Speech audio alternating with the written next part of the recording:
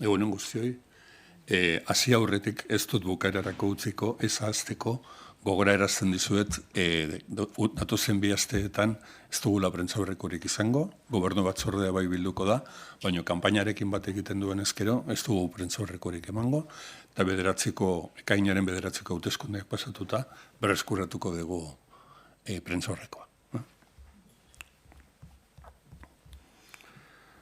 Gaur, azpimarratu edo aurreratu nahi dizuen lehen gaiak segurtasun sailarekin du, zer ikusia, baimena edo baimena eman diogu segurtasun sailari Ertzaintza eta Burgosen egoitza duen Isabel I Unibertsitatearen artean hitzarmen bat sinatzeko kriminologia eta segurtasun zientzien graduko ikasleek Ertzaintzan praktika akademikoak egiteko aukera izan dezaten. Hitzarmen honek 4 urteko indarraldia izango du eta bere helburua izango da hezkuntza akademikoan hartutako ikasgaiei eta jakituriari ezagutza eta aplikazio praktikoa emateko aukera izatea. Eusko Jaurlaritza segurtasun sailaren bitartez hainbat unibertsitaterekin harremanetan izan da azken urte hauetan helburu honi bidea emateko eta horrela Ertzaintzan kanpoko praktika akademikoak egiteko ikasleek aukera izan dezaten. El Consejo de Gobierno ha autorizado la firma de un convenio entre la Ertzaintza y la Universidad Isabel I, con sede en Burgos, para facilitar que el alumnado del grado de Criminología y Ciencias de la Seguridad de esta universidad pueda realizar prácticas académicas externas en la Ertzaintza. El convenio se plantea con una duración de 4 años y tiene como objetivo facilitar a los y a las estudiantes de esta universidad la posibilidad de completar los conocimientos académicos que han adquirido en la etapa universitaria durante su formación con competencias prácticas. Este proyecto encaja dentro de las diferentes colaboraciones que el Gobierno vasco, a través del Departamento de Seguridad, ha planteado con diferentes universidades del Estado, con el objetivo de facilitar prácticas de estudiantes de este grado en la Ertzaintza.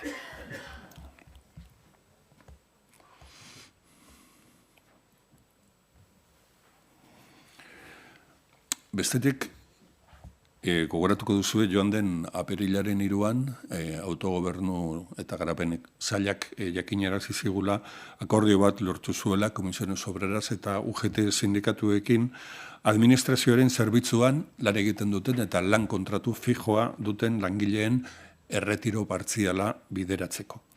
Gaur kontseiluak plan hori onartu du, apirilaren 3an sinatu zen akordio horretan oinarritutako plana onartu du, eta indarrean egongo da, akordioa lortu zen egunetik, apirilaren 3tik urte bukaerara. Borondatezko neurri bat da, eta ez dakigu zehatz eta mehatz zenbat personek hartuko duten erabaki hori, edo emango duten pauso hori, baina adinak eta aztertuta kalkulatzen dugu, gehienez 425 bat langile izango direla Euskal Administrazioari lotutako erakunde ezberdinetan, eta hori balitz langile kopurua, horri aurre egiteko beharko genukeen diru kopurua 16 milioi eurokoa izango litzateke. El pasado 3 de abril, a través del Departamento de Desarrollo Autonómico, tuvimos conocimiento del acuerdo alcanzado con los sindicatos, comisiones y UGT para facilitar la jubilación parcial de trabajadores y trabajadoras con contrato laboral fijo al servicio de la Administración. Hoy hemos procedido a aprobar el plan que tiene base en aquel acuerdo alcanzado en abril, un plan que tendrá duración hasta final de año y que tendrá también carácter retroactivo desde el pasado 3 de abril. La posibilidad de adelantar la edad de jubilación es una posibilidad voluntaria. Es cada persona trabajadora que tenga este derecho la que debe decidir si quiere aceptar o no esta posibilidad y aunque no conocemos, por tanto, el detalle y la cantidad o la cifra total de personas que se sumarán a esta posibilidad, se ha calculado que podrían ser unas 635 personas en toda la Administración y la estimación económica que hemos calculado para hacer frente a esta situación es de 16 millones de euros. Hiru gai azpimarratuko ditut hezkuntza sailarekin zerikusia dutenak. Lehenengoa da doktoradu ondoko ikasketak garatzeko hezkuntza sailak duen programa bat, eta gaur onartu dugu ia 2 milioi euroz hornitzea, eta helburua da ikertzaile doktorei beraien trebakuntzan eta formakuntzan aukera hobeak eskaintzea, aukera hobeago hien artean dago atzerrian ikasketak egiteko aukera izatea, eta baita ere kanpoan egindako egonaldi hoien ondoren jatorrira, Euskal Herrira bueltatzea. Orain arte urtebetekoak izan dira kontratu hauek, hemendik aurrera 3 urte gehi batekoak izango dira, beraz gaur onartu dugun hau 2027 bitartekoa izango da, eta honetarako kalkulatzen dugu 95 personak edukiko dutela aukera deialdiaren bitartez diru laguntza hauetara iristeko. Entre los temas propuestos por el Departamento de Educación quiero destacar en primer lugar el programa aprobado hoy para el desarrollo de estudios postdoctorales que tiene como objetivo perfeccionar las posibilidades de desarrollo y formación del personal investigador doctor y facilitar también su desplazamiento al extranjero para mejorar su formación. En cualquier caso, el objetivo siempre es que, finalizadas estas estancias formativas en el exterior, estas personas decidan volver a Euskadi. Estos contratos que hasta este año han sido de 1 año, en el periodo 2024-2027 serán de 3 años más 1 y se convocarán 95 plazas para beneficiar a estas personas que quieran hacerse con un contrato postdoctoral mediante este programa. Bestetik eta hezkuntza sailarekin jarraituko dut, musika eta dantza eskolen dekretua onartu dugu gaurko bileran. Dekretu berri honen helburua da musika ikasketak zein dantza ikasketak eskaintzen dituzten eskoletako baldintzak arautzea. Bai guneek eta espazioek bete behar dituzten baldintzak, baina baita ere lan egiteko moduei eta irakaslegoaren formazioari eta garapenari buruzkoak ere. Nobedaderik handiera da 1982an onartutako beste dekretu baten ordez dator, eta urte hauetan garatu dira bereziki musikaren arloari zegozkion eskolak, eta behar bezala arautu gabe zeuden dantzari buruzkoak.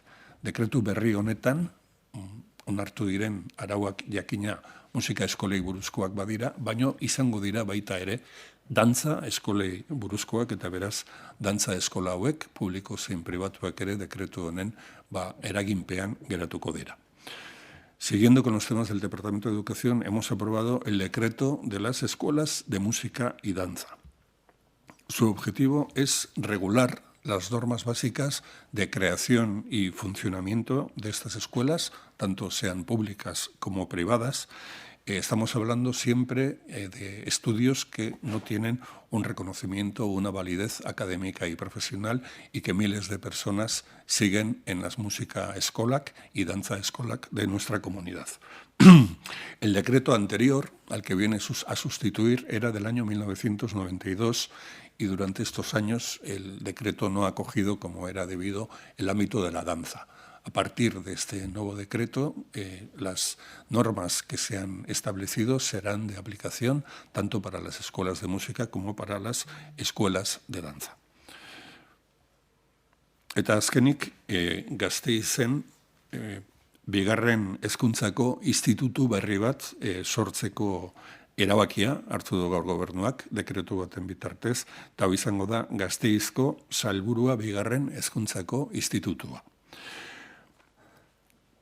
2024-2025 ikasturtearekin batera hasiko da funtzionatzen institutu hau, bertan egiten ari diren eraikuntza lanak amaitu ondoren, eta beraz datorren irailetik aurrera jarraituko du hezkuntza bidea.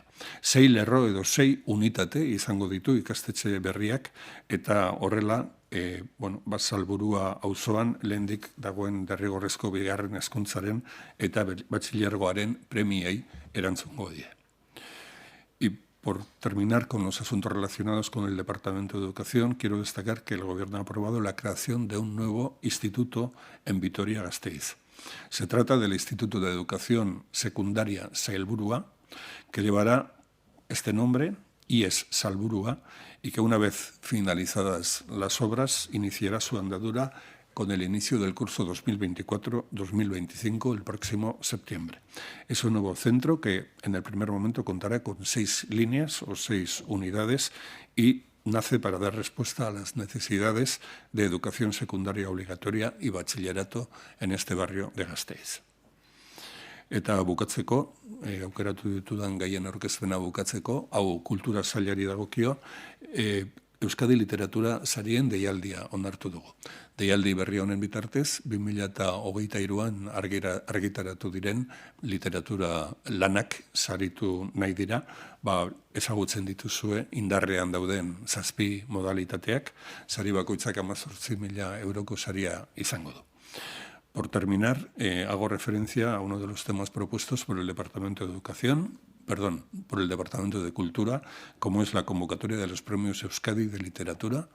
Con esta convocatoria se pretende premiar a las obras más destacadas publicadas en el año 2023 en las 7 modalidades en las que se suele convocar anualmente este certamen. Y como en los años anteriores, cada una de las modalidades contará con un premio de 18.000 euros.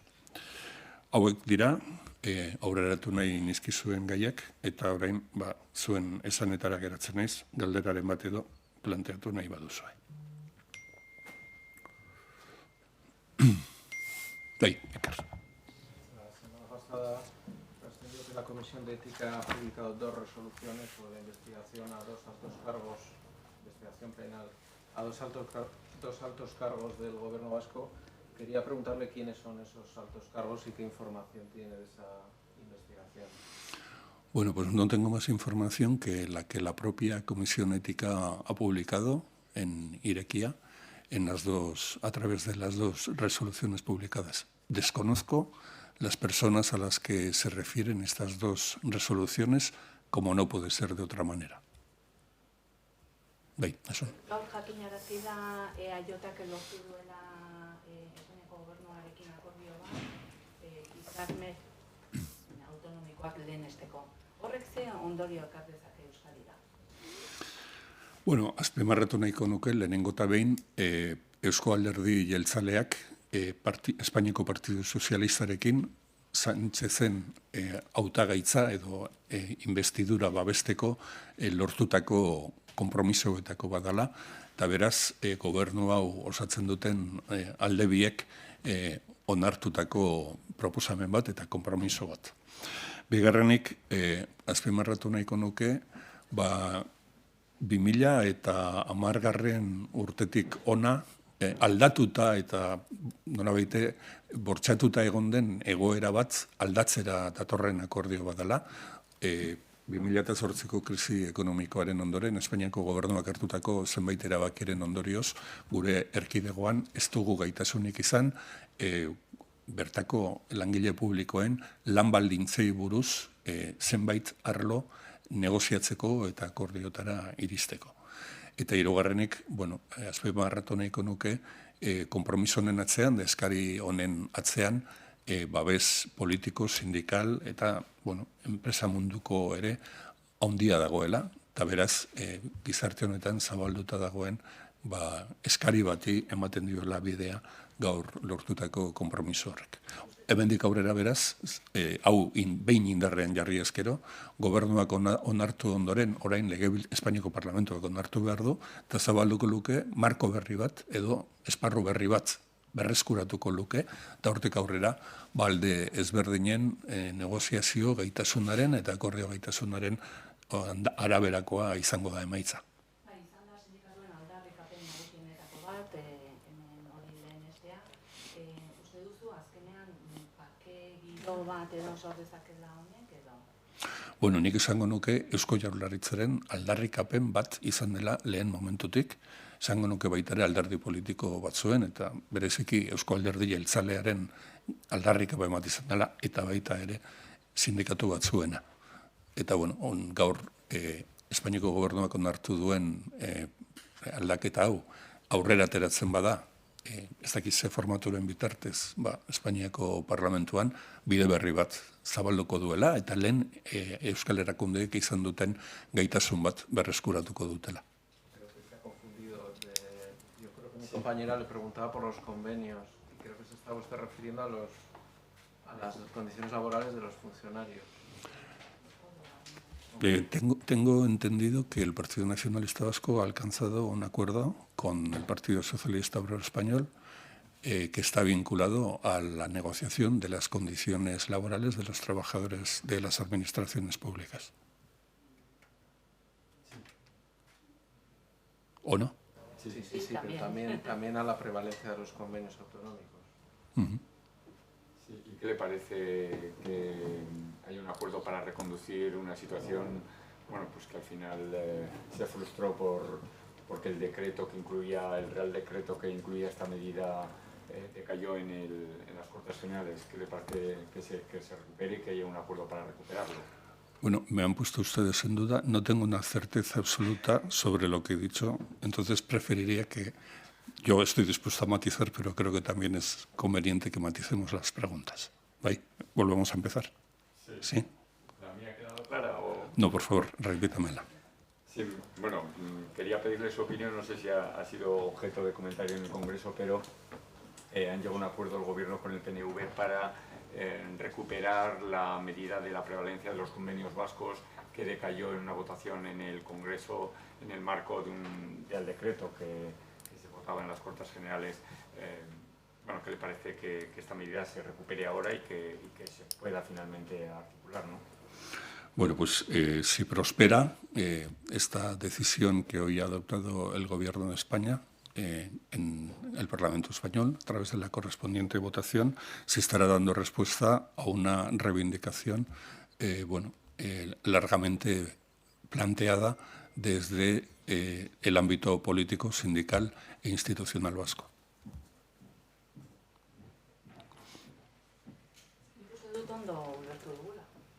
Baspare. Bai.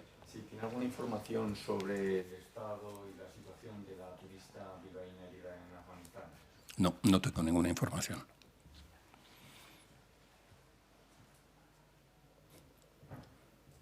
Bai. Sí, yo quería preguntar por el anuncio de Juan Ignacio Vidarte, bueno, que abandona la dirección del Museo Guggenheim. Bueno, ¿cómo lo valora y qué perfil debería tener su sustituto? Bueno, la decisión de Juan Ignacio Vidarte, que se conoció formalmente ayer en la reunión del patronato del museo, es una decisión que previamente había sido comentada y acordada con los representantes institucionales vascos y también con la dirección del Museo de la Fundación Guggenheim en Nueva York. Junto al anuncio de Juan Ignacio Vidarte de abrir el camino a su sustitución, el patronato también adoptó cuál debe ser el perfil de la persona que lo vaya a sustituir. Es un perfil que se expondrá públicamente en la propia página web del Museo Guggenheim y también en la página web de la empresa que va a colaborar con el museo en la identificación de posibles candidatos para sustituir a Juan Ignacio Vidarte, y no es mi opinión, es más bien lo que hemos acordado entre todos, tiene tres criterios principales.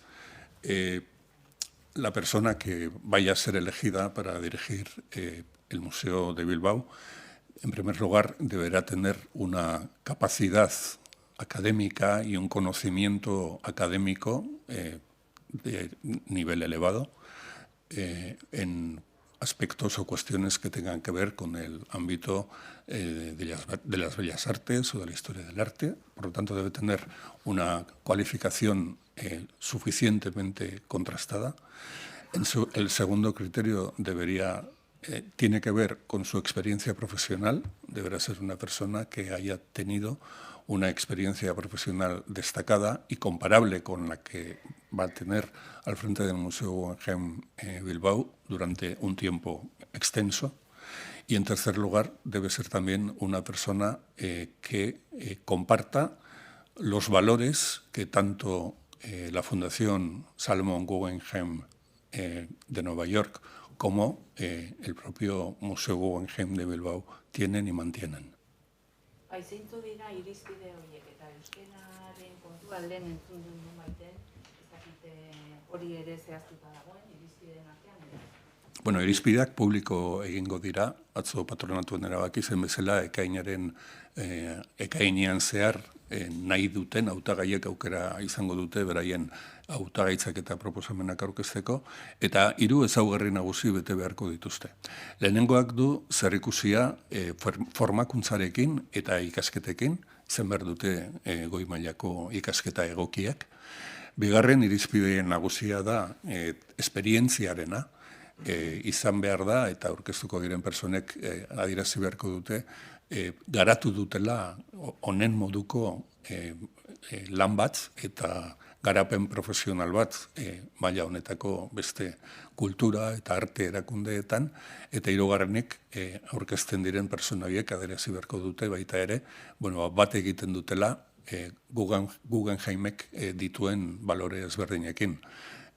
Balore horien artean dago batetik bat egitea Salomon Guggenheim Fundazioak mundura zabaltzen dituen balore horien artean, baina jakina Guggenheim Museoa Bilbon, Euskal Herrian dago, eta kontestu honen ezagutza bat, eta kontestu honen baloreen ezagutza eta praktika bat adierazi beharko dute. Eta bestea, hizkuntza edo Horraino iristen dira finkatu ditugun irizpide nagusiak, eta zehatzago ikusiko dira aurkezten denean, ekainean, zabaltzen denean, hautagaitzak aurkezteko momentua. ¿Cuál cree que nos puede precisar cuáles son esos valores a los que se refería? Si puede ser un poco más preciso y si está decidido ya cuál va a ser la empresa o la consultora que se va a encargar de esa selección. Bueno, el grupo de trabajo que ha venido analizando este asunto ha optado por una empresa de selección alemana que tiene base en Berlín y se dedica a garantizar y a liderar procesos de selección parecidos a este en otros lugares del mundo. Y los valores son los que les he expuesto a mozo grado. Al final, la persona que opte a la dirección del Museo Guggenheim Bilbao va a tener que mostrar un conocimiento del contexto en el que el museo está ubicado, va a tener que tener también un conocimiento del modo en el que el Museo de Bilbao se relaciona con los otros museos de la constelación Guggenheim, y va a tener que tener también un conocimiento de lo que es el funcionamiento y la naturaleza de la Fundación Salomon Guggenheim.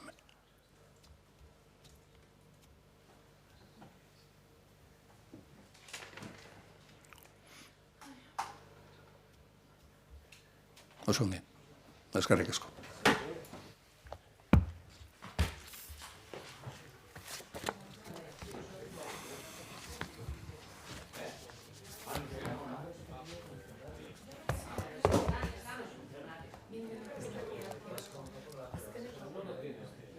Ni bezala ia.